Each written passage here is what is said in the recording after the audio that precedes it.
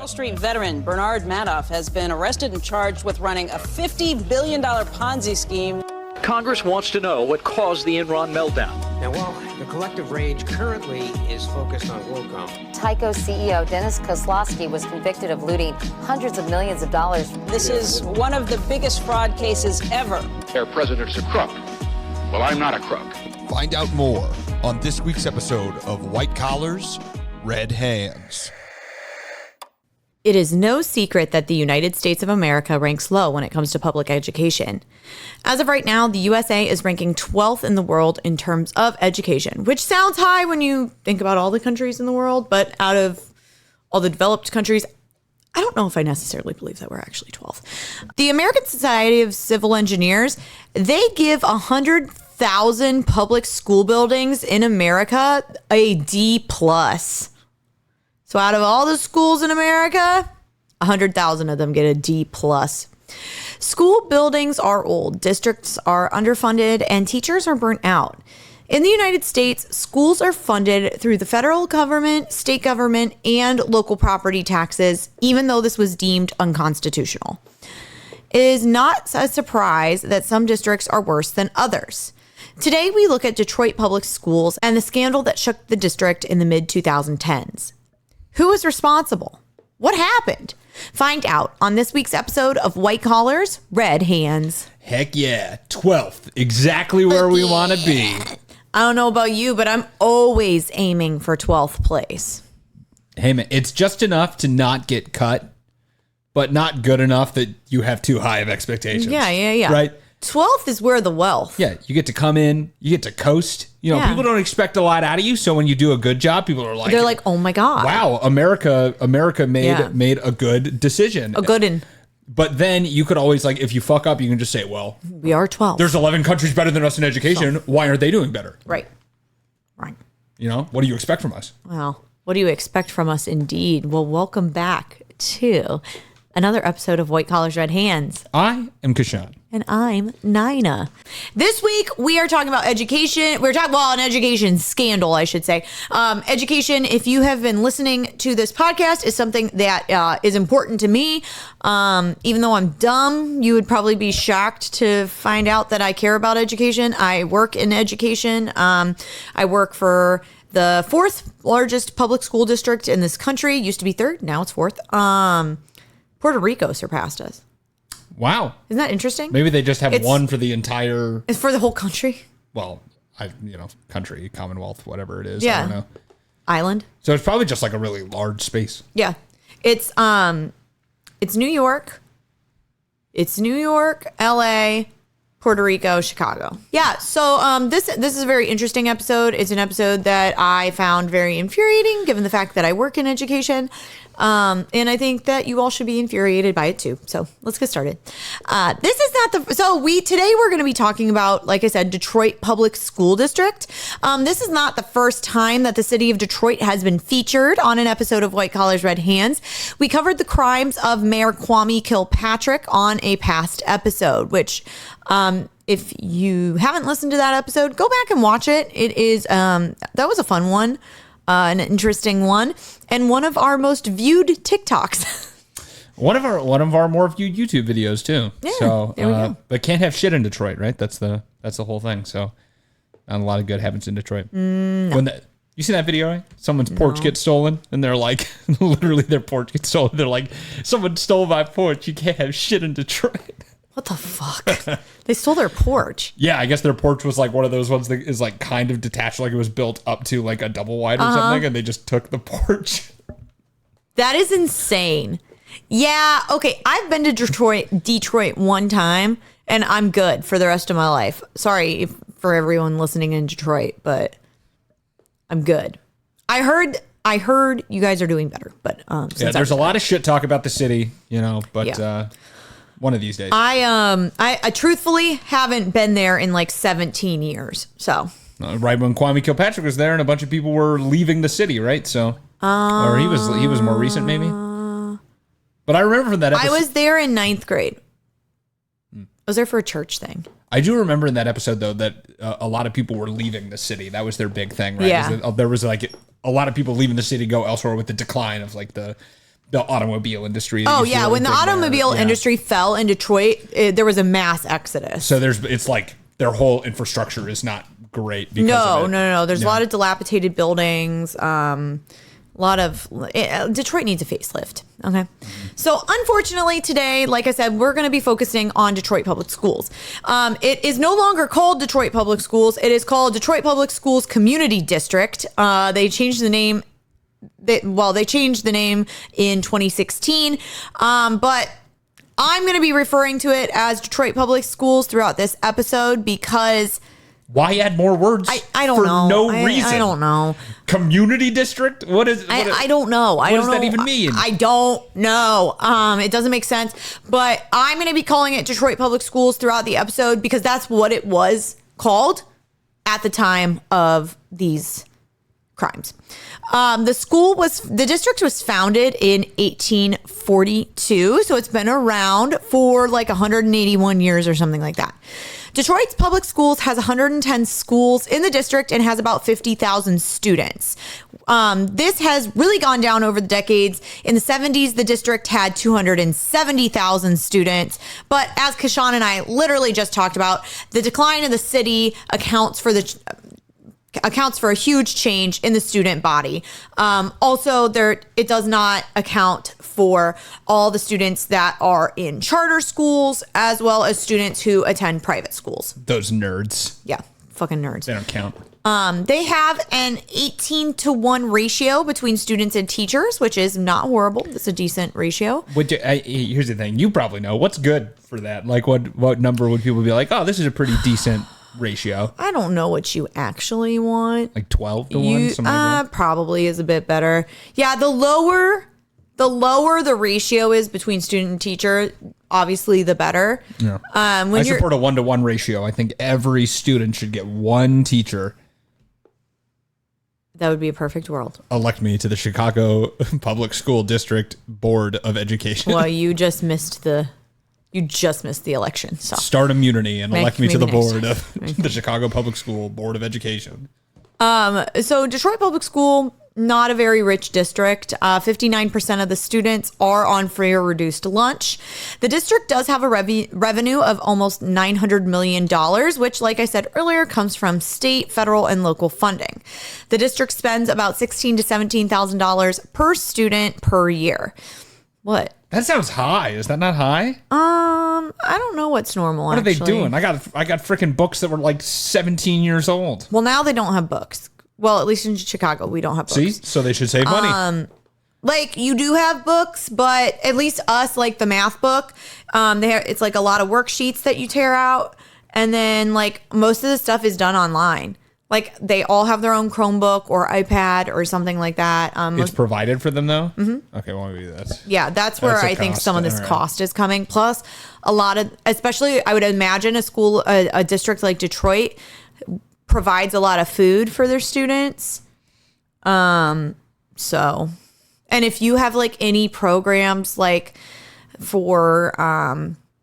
There's like programs called like Class Dojo or actually they spend a lot of money on School. Our football team actually now that I'm thinking about it. Yeah, like extracurriculars. All right, fine. Anything online that like helps with student behavior or things like that all goes towards that. Field trips, all that. So. All right, fair enough. Almost 100% of the district student body is considered a minority. And although it isn't considered the best school district in the country, Detroit has improved its graduation rate drastically. In 2007, Education Week published that the graduation rate for Detroit was 24.9%. That is insanely low. Oh my God. Like, ideally, you would want your district to be around 90% graduation. They now have a 74.26% graduation rate, which is still not amazing, but it's much better. That means 3/4 of people that enter school don't graduate. That's crazy. Well, so this also doesn't account for students who have moved out of the district. Okay. So if a student like starts elementary school with Detroit Public Schools and then goes to a private school or goes to a charter school or they move to another state, that counts against their graduation rate. So there is that. Now, much like any other school district in the U.S., Detroit Public Schools is underfunded and strapped for resources.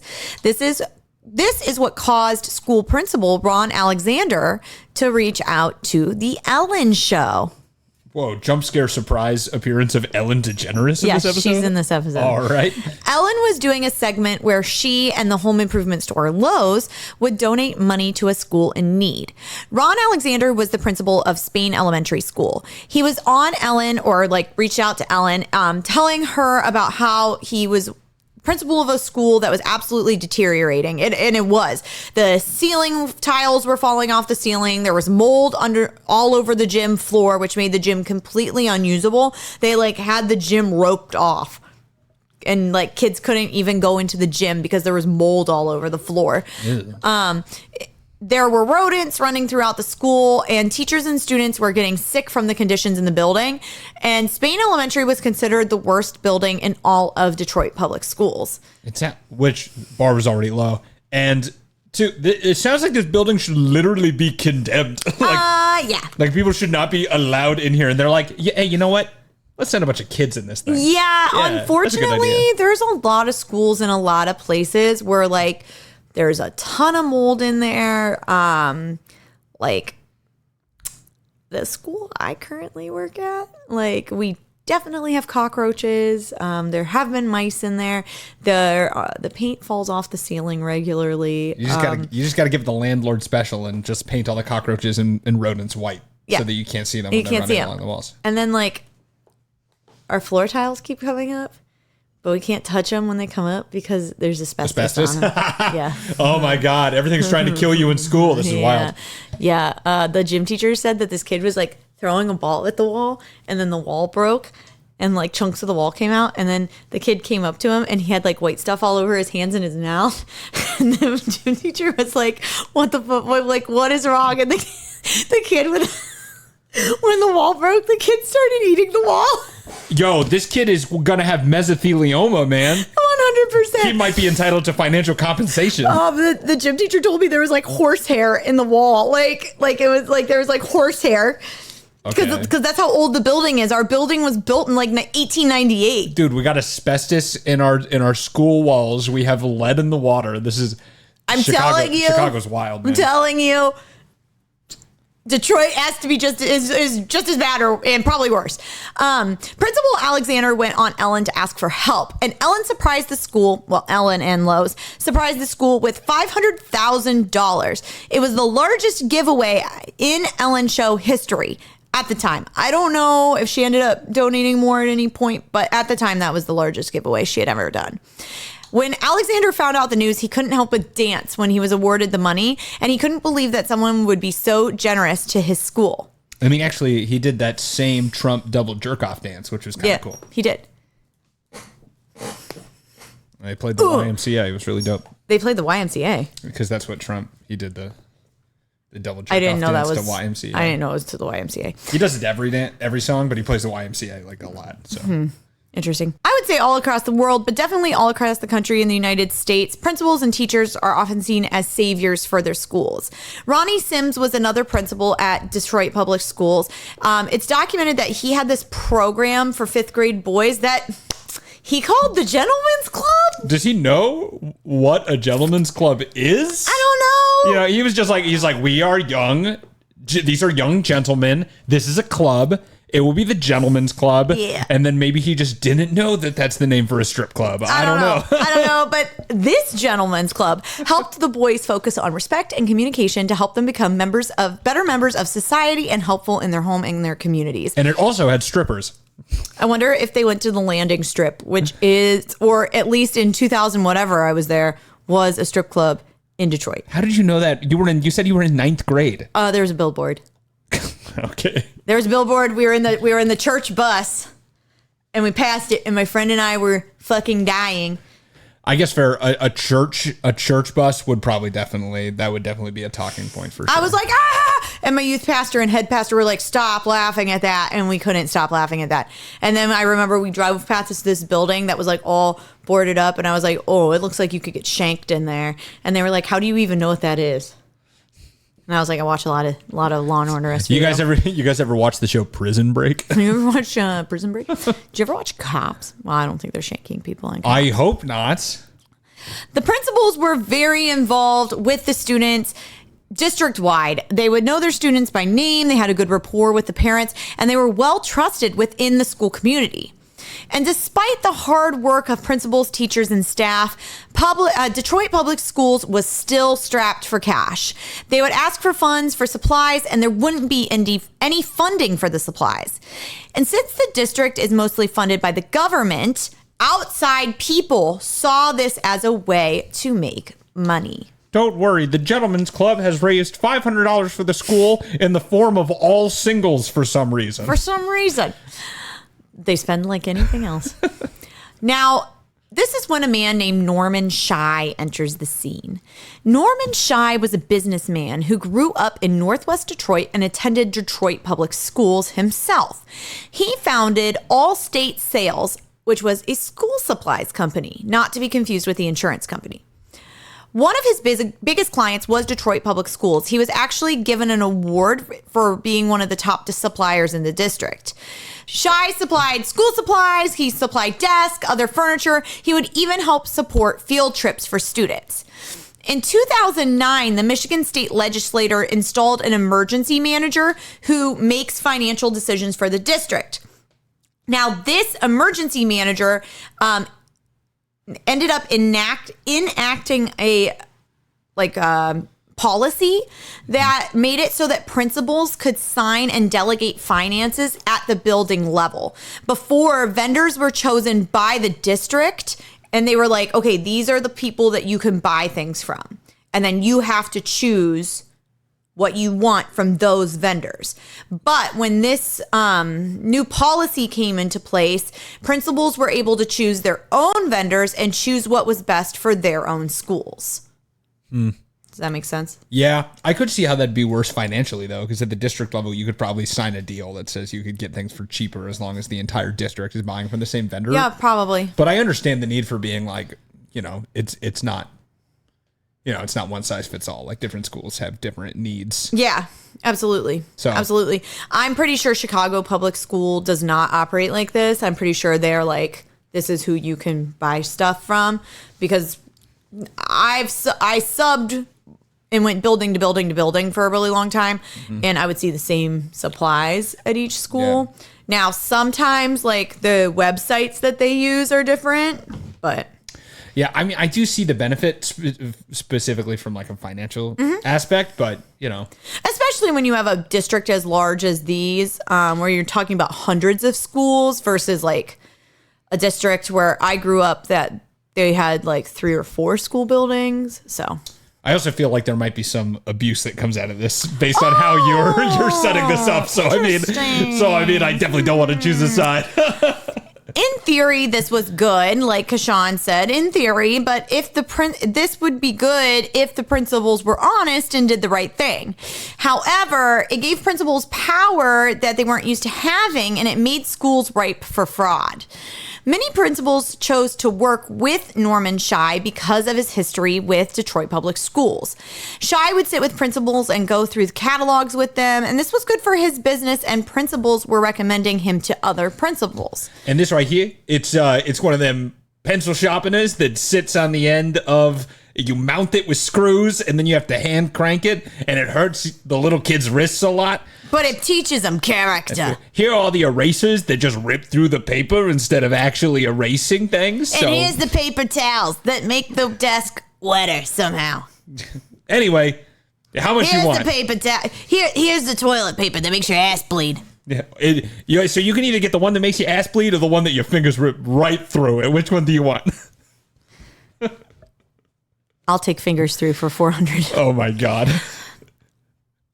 Shy, he had a school supply that no other competitor had. It was raised lined paper. So raised line paper has a braille-like texture, and it allegedly helps students with special needs learn how to write.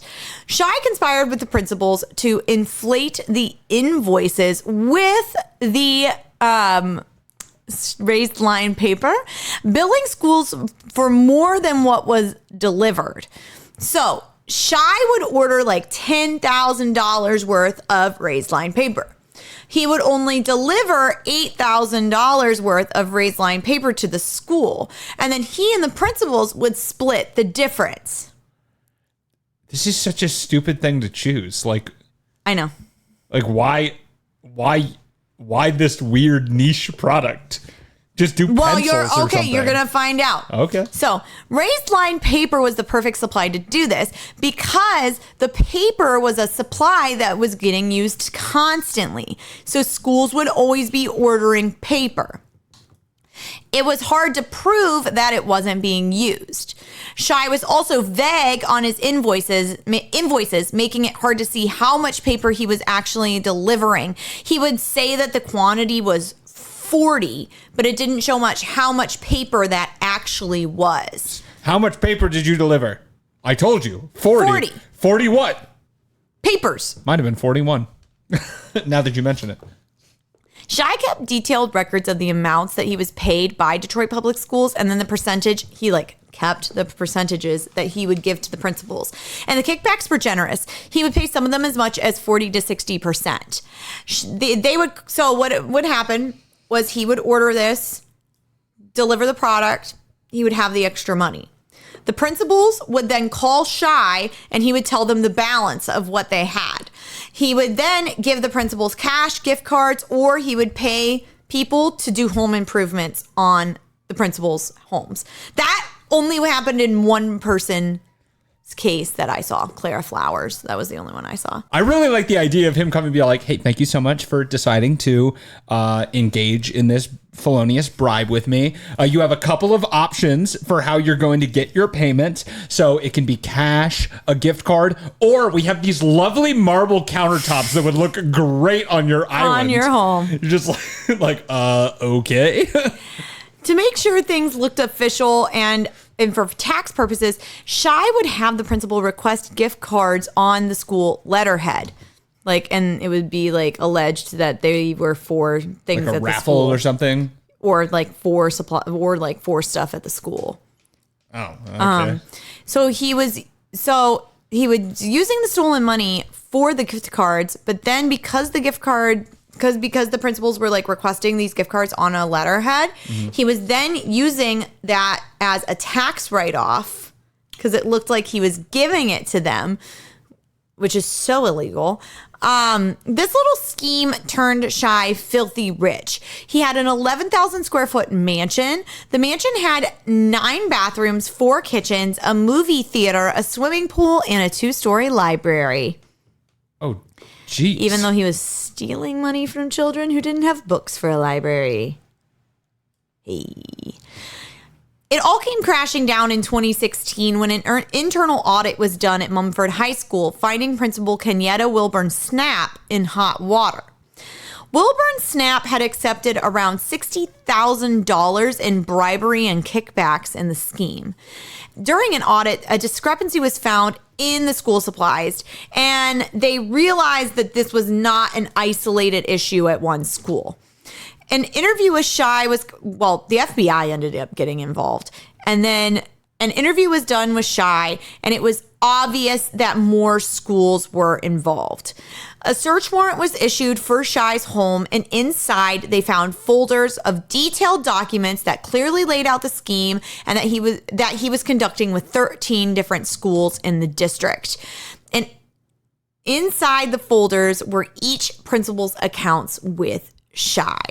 At least he kept good records. He kept really good records. I mean, it burned him. Oh, but hey, yeah. Seems like a meticulous guy. It definitely burned him. It was a dead giveaway for what was going on.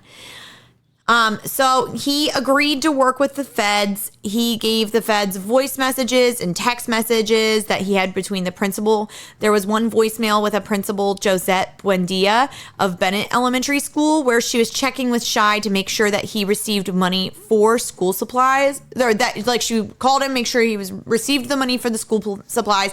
And she said in the voicemail that she looked forward to the gift cards that she was going to receive. Dumb. And all this time, dumb. Did that raised paper even do anything? Because I feel like that shit probably didn't even do anything. It was probably not real.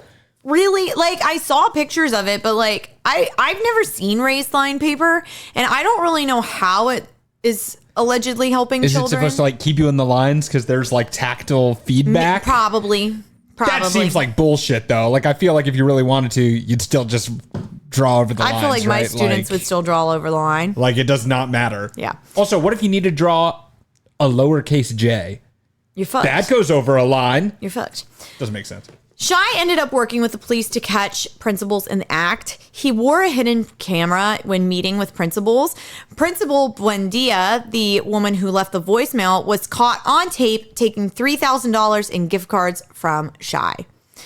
They originally used gift cards because they felt that it was easier and harder to easier to give and then harder to track down.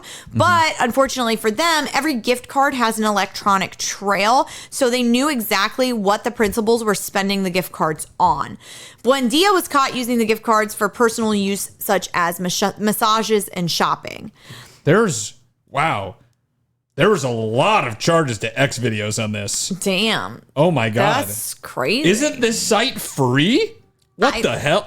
Which, hey, here's the thing. If there's nothing wrong with a principal, going to those sites. But when it's done with stolen money, with stolen district money, that's where I draw the line. That's where I draw the line. That's where I draw the raised line. Buendia said it was okay for her to use the gift cards on herself because she had spent a lot of her own money on the school and on her students. So this was her way of evening out the personal money that she had spent on the school. $60,000. She ended up receiving a total of $45,000 in kickbacks. You did not spend $45,000 of your own money. I highly doubt it. I highly doubt it. And yes, I would say that most teachers do spend their personal money on their students, and sometimes when they shouldn't, but it's something that, and it's something that I myself am guilty of doing. However, it is not okay for you as an educator to go behind your school's back and take money that rightfully belongs to your students. At the end of the day, those students still need resources that you are taking away from them. So on March 29th, 2016, Norman Shai and 13 school officials were charged. The 13 school officials were Clara Flowers, Tanya Brown, Josette Buendia, Beverly Campbell. I don't know if it's Nina or Nina. You don't know? It's probably Nina. Nina Graves Hicks, James Hearn, Jerolma Johnson, Stanley Johnson, Tia Von Moore Patton, Willie Pearsall, Clara Smith, Ronnie Sims, the Gentleman's Club, and Ron Alexander. Ron Alexander, the principal of Spain Elementary School, the school that Ellen donated $500,000 to, was involved in the kickbacks. Alexander received $23,000 from the scheme. Ronnie Sims, the Gentleman's Club guy, he took $60,000 from his school. Now, thankfully, the Ellen Show still awarded Spain Elementary School with their $500,000 despite the principal being a crook. Lowe's went on record and said that they were fine with helping out the school despite what the principal had done because the students deserved to have a functioning school. And I'm glad that Lowe's and Ellen did the right thing because those students had suffered enough. Yeah, that would be kind of shitty if you're like, oh man, your kids got stolen from. We're not going to give you even more money. Like right? That would be a bad look. Shai fucked up, though. He actually warned, I think, 3 principals and told them that the investigation was happening. He confessed that he did that, and then he lost his sentence reduction. Yikes. Idiot. You fucked up. You fucked up. You're even bad at being a rat, dude. Yeah, what the hell? Norman Shai billed Detroit Public Schools $5 million in school supplies. $2.7 million of that was fraudulent, so over half. The principals got $908,000 of that money, and Shai took the rest. Shai was sentenced to 5 years in prison and had to pay $2.7 million in restitution. 11 of the principals pled guilty. Ron Alexander got 1 year in prison. Ronnie Sims was sentenced to 15 months. Buendia was sentenced to 2 years in prison, and she was ordered to pay $45,000 in restitution. Now, She actually pled not guilty and took it to court. And so I think that's why she got slapped with with paying it back. By 2017, Shai did pay back $1.5 million of his restitution. So in a year, I mean, that's pretty good. he forked over half of it in a year. I don't know if he actually paid the entire amount, but what I could find was that he at least paid back over half of it. Shai was set to be released in 2021. I couldn't find anything about his release, but I'm sure he is no longer sitting in prison. Yeah. He was old when he went to prison. He was 74. Jeez, man. Yeah, so he was going to get out right before he turned 80. I didn't see anything saying... I didn't see anything about his release or his death. So, to my knowledge, Norman Shai is released, probably walking around Detroit right now, probably still is rich. Yeah, I don't know. So a lot of rats in Detroit public schools. A lot of rats. Some of them were sitting behind the principal's desk. Ooh, that was clever. That was a good one. That's why they pay me the big bucks. That is why. To sit behind a microphone and talk on a podcast. Yes. You know? Yes. It's like taking candy from a baby. But in this case, the baby was underprivileged school children who didn't have enough pencils to write with or books to read. So like only a step up from literal babies. Yes. Norman Shai and the 13 school district employees stole from the future of Detroit. Not only did they exploit a system that was already fragile, but they exploited the most vulnerable among us, children. Norman Shai deserved every minute of the 5-year sentence that he served, and in my opinion, the principals should have received much more than 15-month sentences.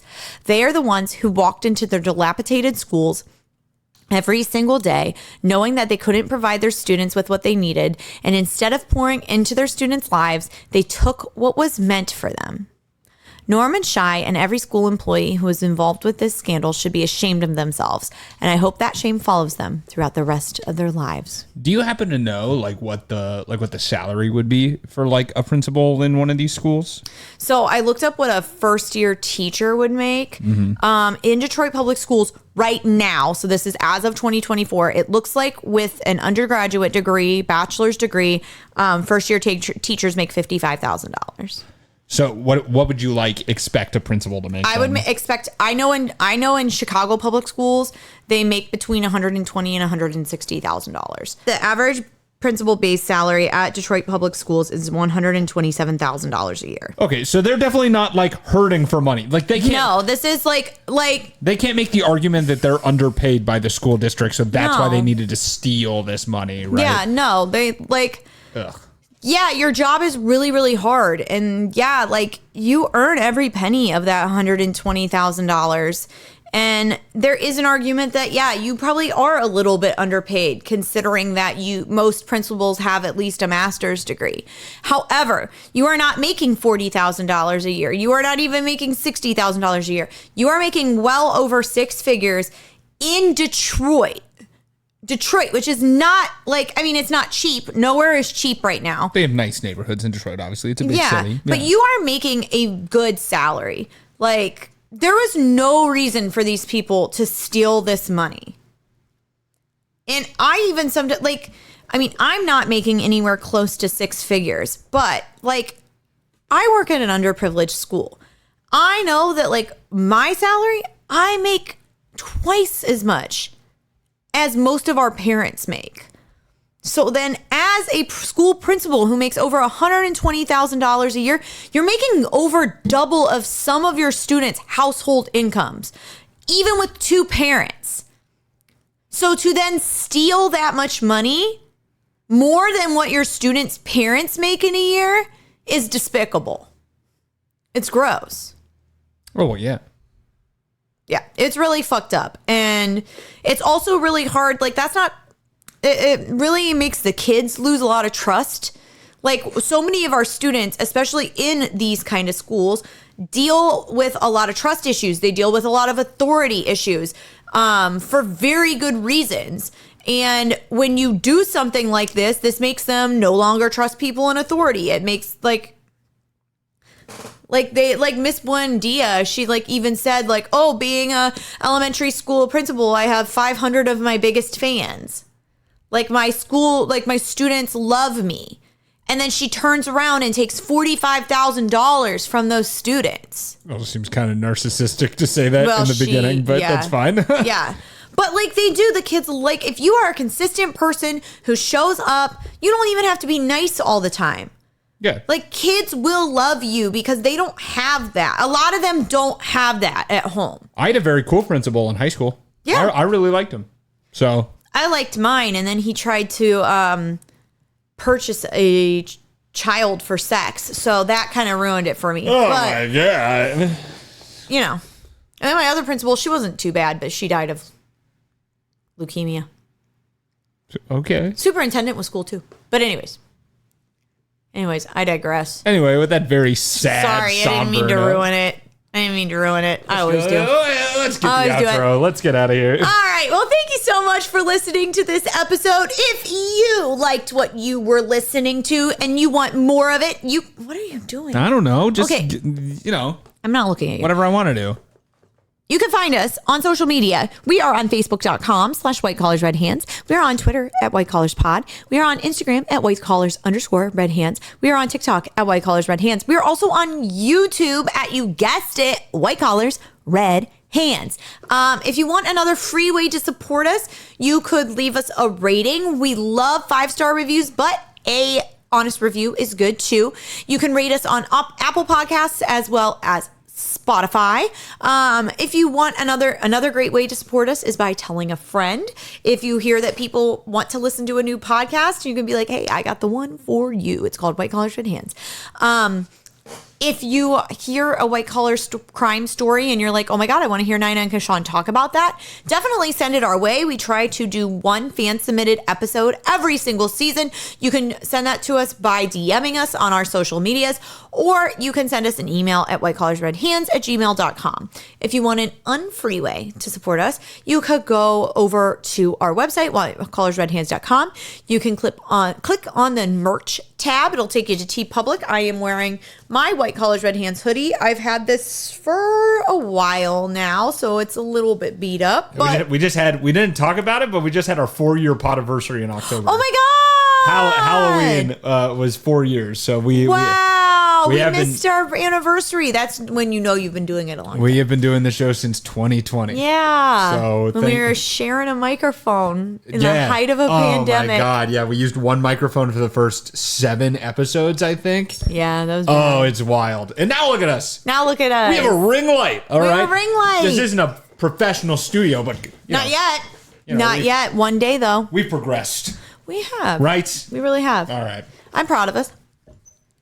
Onward and upward. I think that's it. You know what? I think that's it too. All right. Well, thank you so much for listening, and we'll see you on another episode of White Collars Red Hands.